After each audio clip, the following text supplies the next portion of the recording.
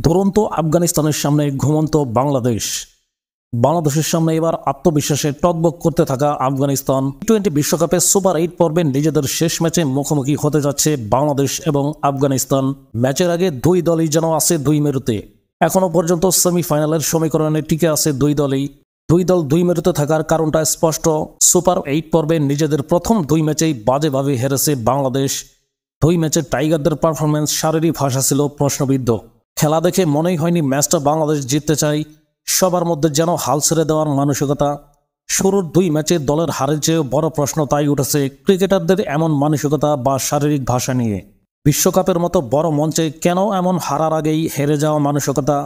জিততে না পারলেও অন্তত প্রতিপক্ষের চোখে চোখ রেখে লড়াই করা মানসিকতাটা তো দেখাতেই পারে বাংলাদেশ।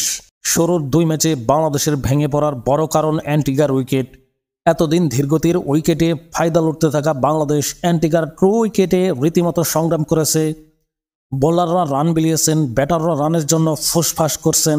তবে আফগানিস্তানের বিপক্ষে বাংলাদেশ খেলবে সেন্ট ভিনসেন্টে, যেখানে উইকেট বোলারদের সাহায্য করবে। সেন্ট ভিনসেন্টের উইকেটে খেলে গ্রুপ পর্বের শেষ দুই ম্যাচে নেদারল্যান্ডস এবং নেপালকে হারিয়েছিল বাংলাদেশ।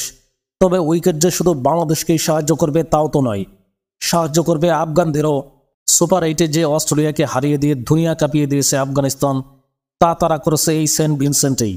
আফগানদের সেই ঐতিহাসিক জয়ের ফলেই গ্রুপের সেমিফাইনালের সমীকরণটা জমে উঠেছে।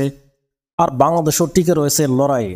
স্পিন শক্তিটা দুই দলেরই বেশি, ফলে উইকেটের সাহায্য যেমন রিশাদ হোসেন, সাকিব আল হাসানরা নেবেন, তেমনি রশিদ খান, মোহাম্মদ নামিরাও নেবেন। লড়াইটা তাই শিয়ানে শিয়ানে হবে বলেই আশা করা যাচ্ছে। জমজমাট এই লড়াইয়ের মাঝে সেমির সমীকরণও লুকিয়ে আছে। ফলে সব দিক থেকেই উত্তেজনা, শ্বাসরুদ্ধকর আর রোমাঞ্চ ঠাসা এক ম্যাচের আশা করা যাচ্ছে। ভারত ম্যাচে তাসকিন আহমেদকে বসিয়ে রাখার কারণে জাকের আলী অনেককে খেলিয়ে কড়া সমালোচনার মুখে পড়তে হয়েছিল বাংলাদেশ টিম ম্যানেজমেন্টকে। এবার জাকেরকে বসিয়ে একজন পেসারকে একাদশে নিতেই পারে টাইগাররা। সেক্ষেত্রে তাসকিন অথবা শরীফুল ইসলামের দিকে ঝুঁকতে পারে বাংলাদেশ। বাদবাকি জায়গা আগের মতোই থাকছে।